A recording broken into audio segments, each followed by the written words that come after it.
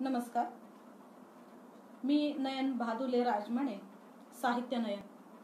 आजच्या साहित्य वार्ता या उपक्रमामध्ये मी आपल्याशी संवाद साधणार आहे. दिनांक 1 मे महाराष्ट्र दिनापासून मराठी साहित्य वार्ता या फेसबुकद्वारे डिजिटल काव्य महोत्सव, महाराष्ट्राचा डिजिटल महाजलसा, वारसा लोककलेचा, आपला माणूस आपली चर्चा आणि कविता आणि इतर गप्पा, गझल आणि बरच काही, आणि साहित्यावर बोलू काही, असे विविध उपक्रम. ही संकल्पना कवी पत्रकार अमरदीप वानखेडे यांची असून हा उपक्रम कवयित्री वैशाली मोहिते पुणे, पवन गवई अकोला आणि तमाम मराठी साहित्य संस्कृती प्रेमींच्या सहकार्याने हा उपक्रम अविरत असा सुरू आहे. आज मला इथे आमंत्रित केल्याबद्दल मी साहित्य वार्ता तसेच माझी सखी वैशाली मोहिते यांचेही मनापासून आभार मानते आणि रसिक श्रोत्यांचे स्वागत करून कार्यक्रमाला सुरुवात करते. श्रोते हो, मी आताच नाव सांगितलं. मी नयन भादुले राजमाने, साहित्य नयन. भादुले माहेर, राजमाने सासर आणि साहित्य नयन ही समाजाने दिलेली उपाधी. लातूरमध्ये आल्यानंतर जवळपास आतापर्यंतचा 25 वर्षाचा कालावधी गेला. त्या कालावधीमध्ये जेवढेही मी काम करू शकले साहित्यिक, सामाजिक आणि शैक्षणिक चळवळींमध्ये, त्याच्या बदल्यात मला ती मिळालेली उपाधी आहे. लातूरचेच इतिहास संशोधक विवेक सौताडेकर सर, त्यांनी मातीतील मोती हा एक पुस्तक सर्व मान्यवरांचा, सगळ्या मान्यवरांचा त्याच्यामध्ये सहभाग केलेला आहे आणि मातीतील मोती नावाचं पुस्तक काढलेलं आहे. रारम बोराडे सरांची त्याला पाठराखण आहे आणि अशा पुस्तकामध्ये मी सर्वात लहान वयाची त्या पुस्तकामध्ये व्यक्ती आहे आणि तिथं त्यांनी मला उपाधी दिलेली आहे साहित्य नयन, म्हणून मी ती उपाधी तेव्हापासून लावत आहे. मी सुरुवातीलाच थोडीशी कवितेला सुरुवात करूनच मग माझ्या पुढच्या बोलण्याला सुरुवात करते. रचना घेतीये बहर. खर तर आता पावसाची हवा आहे. अशा कडक उन्हाळ्यामध्ये, तप्त उन्हात आपण तापलेले असताना पावसाळ्याची जी एक झिमझिम धारा बरसत होती पावसाची, आणि आता त्यानंतर धोधो पाऊस बरसायला लागलाय, तर त्यांनी सर्वांनाच खूप असं थंडगार करून सोडलेलं आहे. तर दाम काव्य प्रकारातील माझी अष्टाक्षरी बहर नावाची कविता मी सादर करते. ठेवा धरणीचा सखे, ठेवा धरणीचा सखे खुल जपून ठेविला, ठेवा धरणीचा सखे खुल जपून ठेविला, तिच्या सौभाग्याचा ठसा जन्मजन्मी राखीला. ठेवा धरणीचा सखे खुल जपून ठेविला, तिच्या सौभाग्याचा ठसा जन्मजन्मी राखीला. जन्मजन्मी राखीला आठवणी साठवणी, जन्मजन्मी राखीला आठवणी साठवणी, आली मोहरून धरा येई मनात दाटुनी, आली मोहरून धरा येई मनात दाटुनी, येई मनात दाटुनी आठवांचा ग बहर, येई मनात दाटुनी आठवांचा ग बहर. मखमली आयुष्याला नको लावू ग नजर, मखमली आयुष्याला नको लावू ग नजर, नको लावू ग नजर मन फुलत गोजीर, नको लावू ग नजर मन फुलत गोजीर. पिक डोलता अंगणी तन आतुनी साजर, पिक डोलता अंगणी तन आतून साजर, तन आतुनी साजर, तन आतुनी साजर सृष्टी नटलेली जोमान, तन आतुनी साजर सृष्टी नटली जोमान. फुटे तरुला धामन झाले तृप्त अंतर्मन, फुटे तरुला धामन झाले तृप्त अंतर्मन. धन्यवाद. यानंतर आणखीन एक काव्यरचना लगेचच मी सादर करते. त्यानंतर आपण गप्पांचा ओघ चालूच ठेवूयात.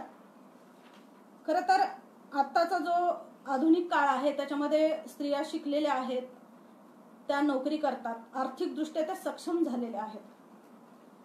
परंतु आत्ताच्या या काळामध्ये स्त्रीला आर्थिकदृष्ट्या सक्षम झाली म्हणून कुठल्याही दुसऱ्या वेदना नाहीत अशी गोष्ट नाही.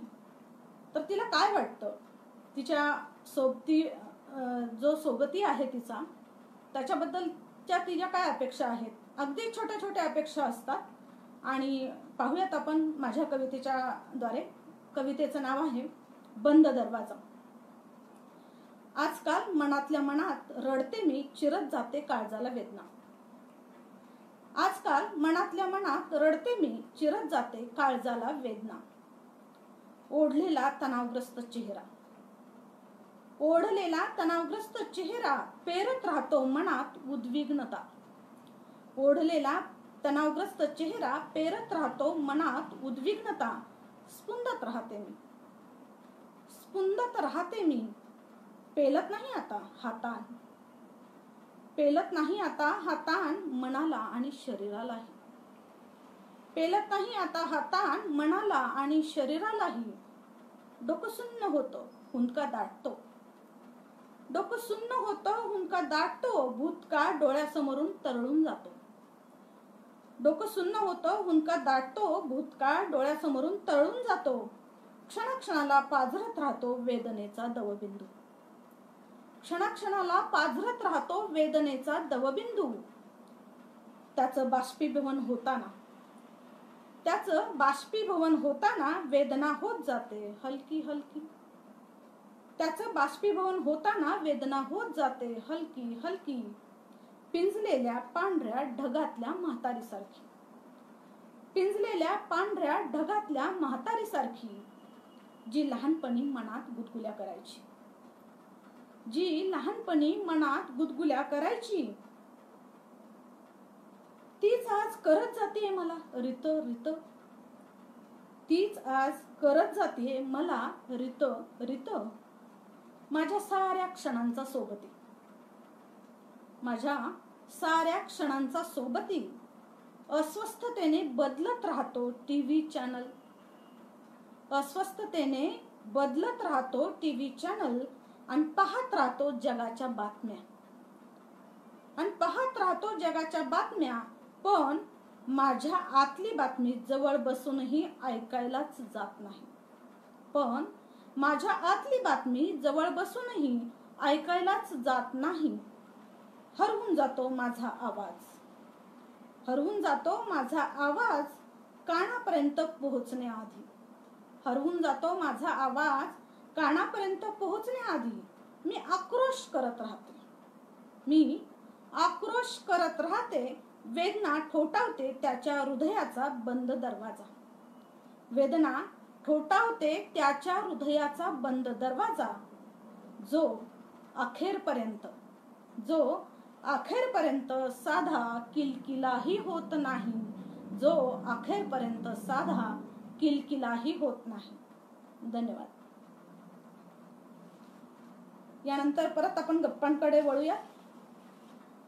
खरं तर शालेय वयामध्ये लिहायची आवड लागली आणि या शालेय वयामध्ये लिहित असताना अनेक निबंध स्पर्धा, वक्तृत्व स्पर्धा, प्रार्थना सभेमध्ये, कारण माझं शिक्षण जिल्हा परिषदेच्या शाळेमध्ये झालं 4थी पर्यंत.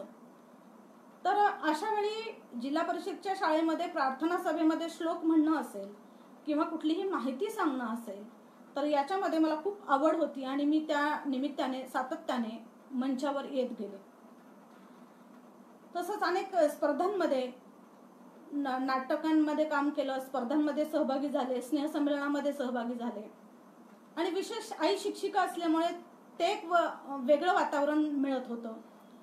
वडील व्यापारी असले तरी सुद्धा त्यांना सुद्धा साहित्याची चांगली जाण होती आणि त्याच्यामुळे हा एक सुंदर मिलाप होता आमच्या घरामध्ये की सामाजिक जाणीव जी होती ह्या दोघांच्यामुळे आमच्यामध्ये पेरली गेली आणि याच्यातून पुढे प्रवास होत राहिला. महाविद्यालयामध्ये जेव्हा मी आले तेव्हा जास्त माझा कल जो गेला तो मुलाखती घेण्याकडे. कर्मवीर भाऊराव पाटील महाविद्यालय पंढरपूर, जे आपण विठ्ठलाचं पंढरपूर मानतो, तर अशा या विठ्ठलाच्या पंढरपूरमध्ये माझं शिक्षण झालेलं आहे. ते माझं मूळ गाव आहे, माहेर आहे ते माझं. तर तिथं शिकत असताना महाविद्यालयामध्ये राम शेवाळकर, लक्ष्मण देशपांडे, नाना पाटेकर अशासारखे अनेक ज्येष्ठ व्यक्तिमत्व आमच्या महाविद्यालयाच्या कार्यक्रमामधून येत होती आणि सांस्कृतिक कार्यक्रमांमधून किंवा सामाजिक कार्यक्रमांमधून एक वेगळं समाजभान येण्याला सुरुवात झाली होती. अनेक NCC असेल किंवा NSS असेल अशा वेगवेगळ्या उपक्रमांमधून सहभागी होणं, सहलींमध्ये अगदी आवडीनं सहभाग घेणं आणि सगळे क्षण आनंदाने जगणं हा मुळात स्वभाव तेव्हापासून बनत गेला. घरच्यांकडून पण कधी अशा गोष्टींसाठी बंधनं आली नाहीत. खरं तर आमचा जो काळ होता, आता मी पण काही खूप जुनी नाही, परंतु जो आमचा महाविद्यालयाचा काळ होता तेव्हा मुलींना तितकं स्वातंत्र्य नव्हतं. परंतु आमच्या घरामध्ये मात्र तितकं बंधन घातलं गेलं नाही. प्रत्येक गोष्टीला आमच्या सपोर्ट मिळाला, प्रेरणा मिळाली आणि त्याच्यातून आमची जडणघडण होत राहिली.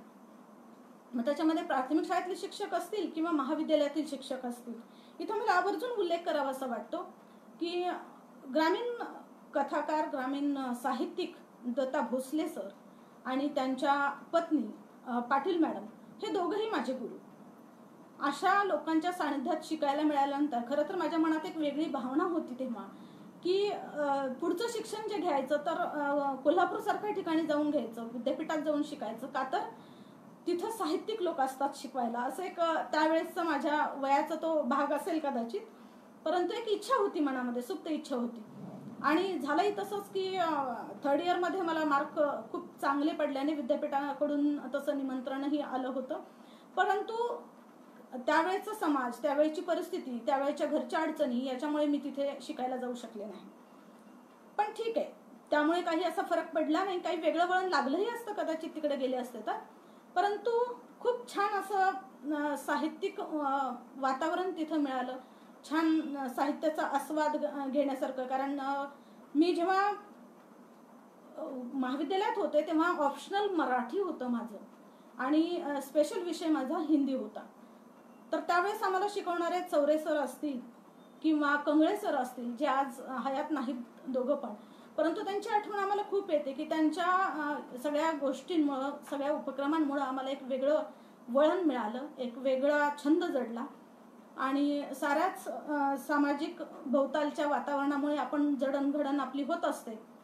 तर तशी ती जडणघडण झाली आणि कॉलेजमध्ये असतानाच एका पुण्याच्या स्पर्धेमध्ये मला माझी कविता निवडली गेली आणि मला निमंत्रण आलं कविता सादरीकरणासाठी. परंतु त्यावेळेस मी एकटी जाऊ शकले नाही आणि घरच्यांना माझ्यासोबत येता आलं नाही. अशा अडचणीमध्ये माझी ती संधी गेली. खरं तर इलाही जमादार त्या कार्यक्रमाला प्रमुख अतिथी होते. मला आजही खूप खंत वाटते त्याची, परंतु ही पण एक संधी माझ्या हातून तेव्हा गेली. कालांतराने मी कथा, लेख किंवा कविता लिहित गेले. वृत्तपत्रांतून साहित्य यायला लागलं, स्पर्धांमधून अनेक बक्षिसं मिळवायला लागले आणि ह्या सगळ्या ह्याच्यामध्ये थोडंसं असं झालं की मध्ये लग्न झालं आणि लग्नानंतर मात्र थोडा कालावधी सगळं थांबलं. नंतर जेव्हा मी BEdला ॲडमिशन घेतलं तेव्हा BEdच्या भित्तीपत्रकामध्ये जेव्हा माझी कविता आली तेव्हा मला खूप आनंद झाला. कारण महाविद्यालयाच्या वातावरणानंतर खूप वर्षांनी हे क्षण मी अनुभवत होते आणि त्याच्यानंतर वार्षिक अंक निघायला लागले आणि त्याच्यामध्ये माझं लेखन यायला लागलं. तर ही खूप आनंदाची गोष्ट होती माझ्यासाठी. त्यानंतर MA मी दयानंद महाविद्यालयामध्ये केलं आणि तिथे मात्र मला अक्षरशः सांगायला खूप खूप अभिमान वाटतो. कारण जे आंतरराष्ट्रीय ख्यातीचे लेखक, मराठी आणि हिंदी साहित्याचे मान्यवर लेखक मानले जातात ते सूर्यनारायणजी रणसुभे सर हे माझे गुरु आणि त्याचसोबत रामानुज गिल्डा सर की ज्यांनी आग्रहाने मला वार्षिक अंकामध्ये लेख लिहायला लावले आणि संसार करत करत, शिक्षण घेत घेत मी लेखन सुद्धा सुरू केलं. खरं तर अशीच कोणाची तरी प्रेरणेची थाप आपल्या पाठीवरती जेव्हा पडते तेव्हा आपण एक वेगळी वाट स्वीकारत असतो आणि अशा पद्धतीनं माझ्या पुढच्या लेखनाला सुरुवात झाली. यानंतर मी आता आणखीन एक कविता आपल्या समोर सादर करते, त्यानंतर आपण पुढच्या गप्पा मारूया. अभंग रचना सादर करते आपल्या समोर. जीवनी चालली किती धडपड, जीवनी चालली किती धडपड, श्रमाशीच जोड आयुष्याला. जीवनी चालली किती धडपड, श्रमाचीच जोड आयुष्याला. मनातील उर्मी, मनातील उर्मी झेपाऊ आभाळी, सुखाची शहाळी शोधायाला. मनातील उर्मी झेपाऊ आभाळी, सुखाची शहाळी शोधायाला. अनुभवांचीच भरलेली झोळी, अनुभवांचीच भरलेली झोळी करपली पोळी जिभेवर. नका सांगू काही, नका सांगू काही बिघडले तरी, नका सांगू काही बिघडले तरी चौघडे दारी वाजवूया, चौघडे दारी वाजवूया. गोडवे गाऊया, गोडवे गाऊया अनुभवा अंती, गोडवे गाऊया अनुभवा अंती. उजळूया कांती स्वप्नामध्ये, उजळूया कांती स्वप्नामध्ये. धन्यवाद. तर अशा प्रकारे पुढचा साहित्य प्रवास हा सुरू झाला आणि या साहित्य प्रवासामध्ये वेगवेगळे लेखन मी करत गेले, वृत्तपत्रांना ते देत गेले आणि अशातच एक मनात विचार आला की आपण कवितेचं पुस्तक काढायला हवं. आणि माझ्या सांगायला या पण गोष्टीचा खूप आनंद वाटतोय की आम्ही तिघी बहिणी साहित्यिक आहोत. उमा कोल्हे अलिबागच्या, आशा पाटील सोलापूर म्हणजेच आता त्या पंढरपूरमध्ये असतात. उमा कोल्हे माझ्या मोठ्या बहीण आणि आशा पाटील या माझ्या छोट्या भगिनी आहेत. आम्ही तिघींनी मिळून एक काव्यसंग्रह काढला बिलबदल नावाचा आणि तो आमच्या आईबाबांना समर्पित केला. 2010ला जेव्हा आम्ही तिघी बहिणींनी मिळून हा उपक्रम हाती घेतला आणि तो पूर्णत्वास आला, तेव्हा हिम्मत शेकोकार, अंकुर साहित्य संमेलनाचे प्रमुख, त्यांना ही संकल्पना इतकी आवडली की त्यांनी त्यांचा अंकुर साहित्य संमेलनाचा पुरस्कार आमच्या पुस्तकाला दिला आणि आम्हाला पुन्हा एकदा शाबासकीची थाप मिळाल्यामुळे आणखीन एक प्रेरणा मिळाली. खूप आनंद झाला की आपण पहिलंच पाऊल उचललंय आणि त्याचं कोणीतरी कौतुक करतंय. याचा दुसरा एक भाग असा की या पुस्तकाचा जो पण निधी आमच्याकडे गोळा झाला तो आम्ही लातूरमध्ये मातोश्री आश्रम जो आहे त्या आश्रमासाठी तो निधी आम्ही दिला. मुळात म्हणजे त्या पुस्तकापासून मिळणारी सगळी रक्कम तिथे द्यायची हे आम्ही अगोदरच ठरवलेलं होतं आणि आम्ही तिथं ते पैसे तिथं त्यांना दिले. हा एक वेगळा आनंद होता आम्हाला, कारण आई वडिलांच्या स्मृतिप्रित्यर्थ काढलेला हा काव्यसंग्रह आहे. त्याला समाजाने एवढं छान दाद दिली आणि मग समाजाचं काहीतरी ऋण आपण फेडलं पाहिजे अशा भावनेतून त्याचा निधी आम्ही त्या वृद्धाश्रमासाठी दिला.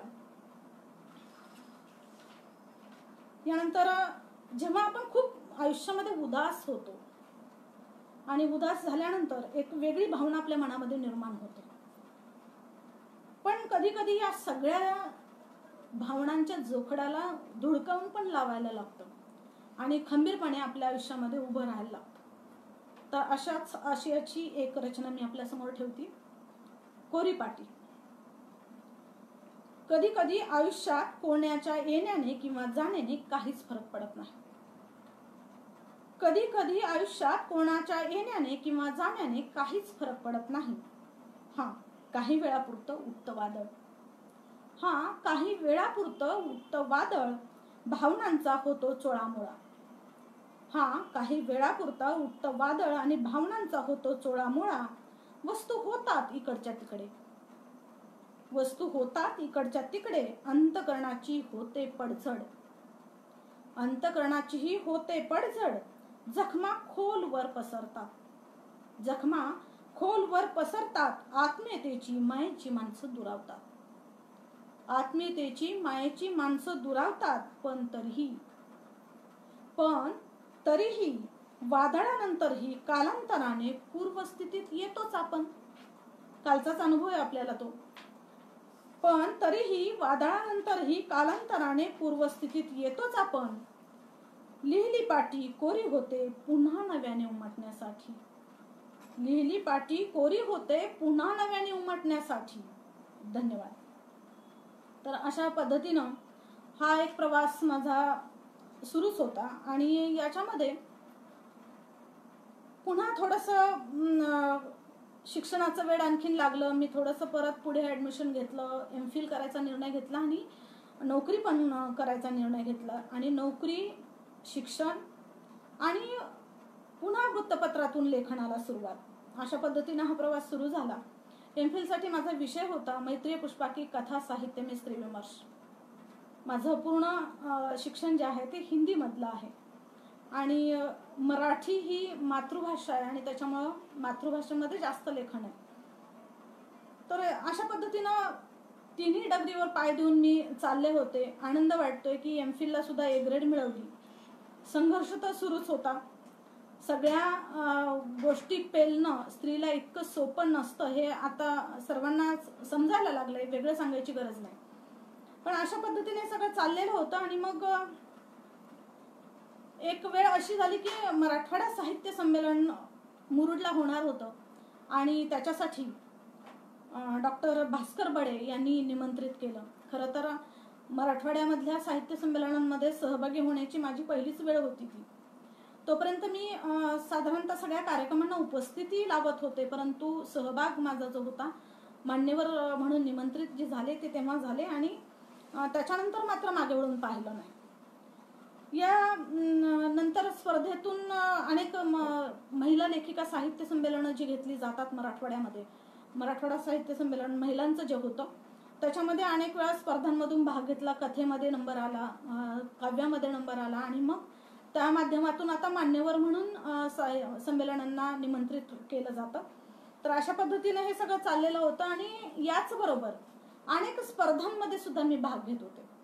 जसं की नांदेड येथे गोदातीर समाचारच्या वतीनं स्पर्धा घेतली जाते किंवा विवेक साहित्य कला मंडळ उमरगा जिथे तिथे पण कथेचं स्पर्धा होती. आणि विशेष मला त्याचा आनंद आहे की ज्या कथा स्पर्धेमध्ये मी सुरुवातीला भाग घेतला होता त्याच्यानंतर त्याच कथा स्पर्धेमध्ये मला मुख्य अतिथी म्हणून त्यांनी बोलवलं.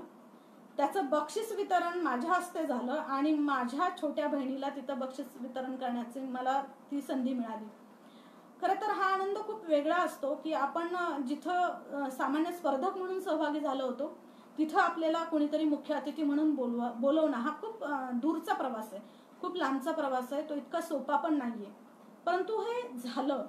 आणि मी निश्चित यासाठी नेहमीच माझ्या सासर माहेर आणि समाजाचं ऋण व्यक्त करते. कारण आजूबाजूची परिस्थिती, बाकी सर्वांचा सहभाग, सर्वांचा सपोर्ट असल्याशिवाय आपण हा प्रवास तितक्या सहजतेने करू शकत नाही. कष्ट तर करायला लागतात, अनेक अडथळे पार करायला लागतात, परंतु त्यासोबतच या लोकांची जर सोबत असेल तर ते जरा थोडंसं सहज होतं आणि आपण ते करू शकतो. त्यानंतर मराठी वाङ्मय परिषद बडोद्याचं तिथे पण माझा ललित निबंध हा पहिला प्रथम क्रमांकाने निवडला गेला. आणि विशेष मला एक आठवण सांगावीशी वाटते की परवाच एक 15 दिवसापूर्वी मला मराठी वाङ्मय परिषदेच्या तिथेच म्हणजे त्यांचं जे वाचनालय आहे तिथे खाली राहतात ते, तर त्यांच्याकडे 82 वर्षांचे ते गृहस्थ आणि त्यांनी मला दुपारी फोन केला की म्हणे मला आपल्याला नयन राजमाने बोलतात का तुम्ही आणि आपल्याशी मला बोलायचंय. तर मी म्हणाले हो, तर तुमचं जे मी शब्दभंगार पुस्तक वाचलं त्याच्यातलं हा असं खूप छान आहे आणि अशा प्रकारचं लेखन तुम्ही करत राहा. आणि विशेष म्हणजे सयाजीराव गायकवाडांच्या कालावधीमध्ये राजकवी म्हणून जे कवी होते त्यांचे ते नातू आहेत असा त्यांनी मला संदर्भ दिला. आणि त्यांनी सांगितलं की त्या वाचनालयाच्या खालीच मी राहतो, माझ्या घराच्या वरती वाचनालय आहे, तुम्ही जेव्हाही बडोद्याला याल तेव्हा माझी भेट नक्की घ्या. आणि ही आठवण माझ्यासाठी खूप खूप काही देऊन गेली. म्हणजे कुठलाही पुरस्कार मिळाला तरी जेवढा आनंद होणार नाही तेवढा आनंद मला या गोष्टीनं दिला. या ज्या ज्येष्ठांचे आशीर्वाद मला मिळाले, त्यांनी स्वतःहून या वयाला फोन करणं, विशेष म्हणजे ते मला सांगत होते की मी आत्ता बोलतोय ना तुला तर थोड्या वेळाने मला आठवत नाही ग ताई, पण तुझं लिहिलेलं वाचलं आणि तुला फोन करावा असं वाटलं. इतकी आत्मीयता आणि इतकं प्रेम खरं तर साहित्याच्या बाबतीतलं मला खरंच खूप भरभरून मिळालंय समाजाकडून. कारण जेव्हाही मी वृत्तपत्रातून लेखन केलं तेव्हा अनेक लोकांच्याकडून मला अशा प्रकारच्या प्रतिक्रिया आल्या. सोलापूरचेच एक डॉक्टर होते की जे 14 वर्ष जवळपास मराठवाड्यामध्ये काम करत होते, ते आता सेवानिवृत्त झाले होते. त्यांनी मला माझी उत्तरायण ही कथा जेव्हा वृत्तपत्रामध्ये वाचली तेव्हा फोन केला आणि म्हणाले की तुला माझ्या भावना कशा कळाल्या आणि तुला मी जे काही बोलतोय ना तर तुझा आवाज खूप लहान वयाची असल्यासारखी वाटतेस आणि एवढ्या वृद्ध माणसाच्या भावना तुला कळाल्या कशा. आणि जेव्हाही तू सोलापूरला येशील तेव्हा माझ्या घरी आल्याशिवाय तू जायचं नाही, हे तुझं माहेर आहे. याच्यापेक्षा वेगळी ती आणखीन काय पुरस्काराची अपेक्षा करायची आपण. पुरस्कार घेतलेले काही क्षणानंतर आपण तो कदाचित विसरून जाऊ, परंतु ह्या ज्या सुंदर आठवणी आहेत, हे जे भावनिक नातं जोडले गेलेलं आहे, हे नक्कीच आपण कधीही विसरू शकणार नाही. अशा प्रकारचा आनंद हे श्रोते देत असतील. खरं तर मी असं जर बोलत राहिले, प्रत्येक श्रोतेची आठवण सांगत राहिले, तर असाच आपला तास कधी निघून जाईल कळणार नाही. मी थोडंसं त्याला आवर्त देते. त्यानंतर चिंतनादेश सारखा अंक असेल किंवा आणखीन इतर अंक, आता सगळ्याच अंकांचा उल्लेख नाही करणार, परंतु अशा अनेक अंकांमधून, अशा अनेक स्पर्धांमधून, अशा अनेक दिवाळी अंकांमधून, त्रैमासिकांमधून, मासिकांमधून लेखन करत गेले. फक्त तेव्हा आपल्याकडे व्हॉट्सअप आणि फेसबुक ही सुविधा नव्हती, त्याच्यामुळे आपण एकमेकांपर्यंत तितके पोहोचू शकत नव्हतो. आता हे माध्यम आल्यामुळे आपण खूप लवकर एकमेकांच्या सानिध्यात पोहोचतोय. असो, साहित्य संमेलनामध्ये सहभागी होत असताना किंवा कोणत्या ना कोणत्या निमित्ताने ज्येष्ठ मान्यवरांच्या सानिध्यामध्ये आल्यानंतर त्यांची मिळालेली प्रेरणा आणि याच्यामुळे प्रवास हा थोडा आणखीन सुखकर होत गेला. साहित्य संमेलन लातूरमध्ये घेण्यात आलं होतं तेव्हा मी त्याची मार्गदर्शिका म्हणून होते, सहाय्यभूत होते त्यांना, आणि सबनीस सरांना निमंत्रण देण्याचं काम वगैरे मी त्यावेळेस ती जबाबदारी पेलली होती. वाघमारे सर होते, रणसुभे सर होते, आणि आयोजन अनेक कार्यक्रमांचं केलं. म्हणजे जशी मान्यवर म्हणून इतर कार्यक्रमांमध्ये गेले, तसं मी स्वतः कवी संमेलनांचं आयोजन केलं. साहित्य संमेलन राज्यस्तरीय 2 संमेलनांचा मी भाग होते. आणि हे सगळं करत असताना अनेक अनुभव आले, चांगले आले, वाईट आले, पण मी सगळ्या चांगल्या अनुभवांना सोबत घेऊन चालणारी अशी आहे. त्याच्यामुळं जुन्या आठवणी ज्या चांगल्या आहेत त्या खूप मनामध्ये मी ठेवते आणि त्याच्यापासून प्रेरणा घेऊन पुढे चालते. तर अशा पद्धतीनं हे सगळं चाललेलं होतं. आमच्या मराठवाडा साहित्य परिषदेच्या अध्यक्ष जे आहेत फाले पाटील, त्यांनी जेव्हा अंदमानच्या साहित्य संमेलनामध्ये पाहिले आणि इतक्या उत्स्फूर्तपणे त्यांनी म्हणाले, अरे नयन राजमानेजी, आपण 7 समुद्रापार सुद्धा भेटलात. तर हे जे उत्साह होता त्यांचा बोलण्याचा, किंवा एवढ्या मोठ्या व्यक्तिमत्वाने आपल्याला इतक्या अदबीनं बोलणं किंवा हे करणं, तर हा त्यांच्या मनाचा मोठेपणा. प्रेरणा. यानंतर मी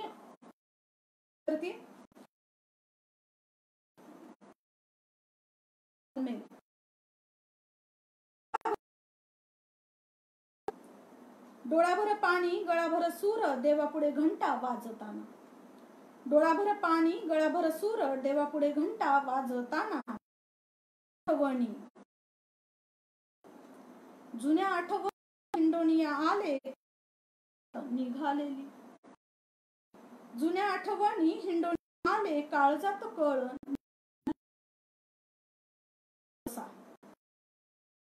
जसा पदरी मोगरा, कोमेजला जसा पदरी मोगरा, घातला घागरा स्वप्नामध्ये. टिपू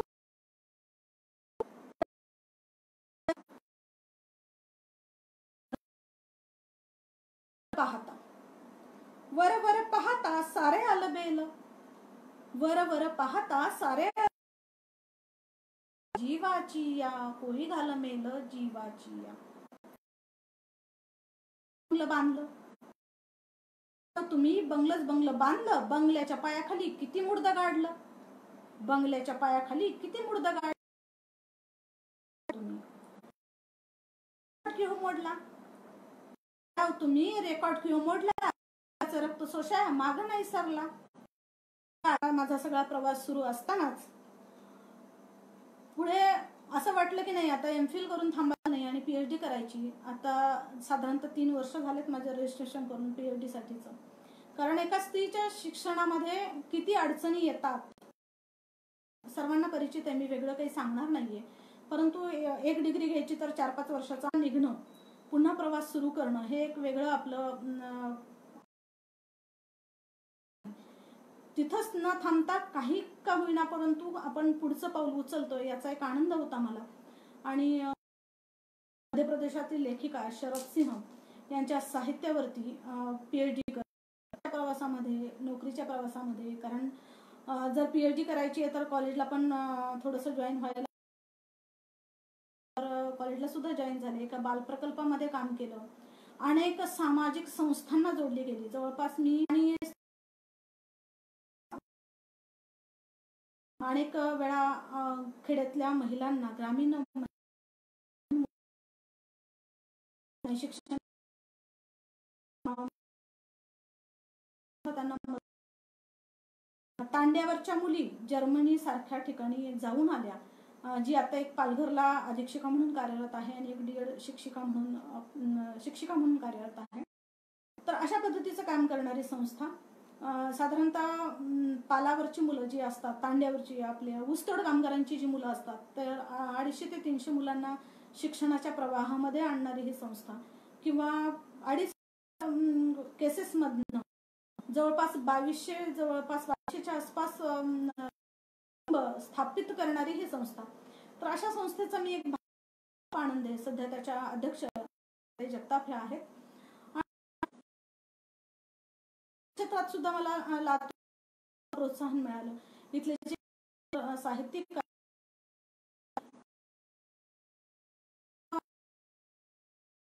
चांगल्यासाठी हे साहित्याचं जे काही आहे प्रकाशन, तर जेव्हा माझं PhDचं काम कम्प्लीट होईल तेव्हा पुस्तकांचं प्रकाशन, हा प्रवास सुरू आहे.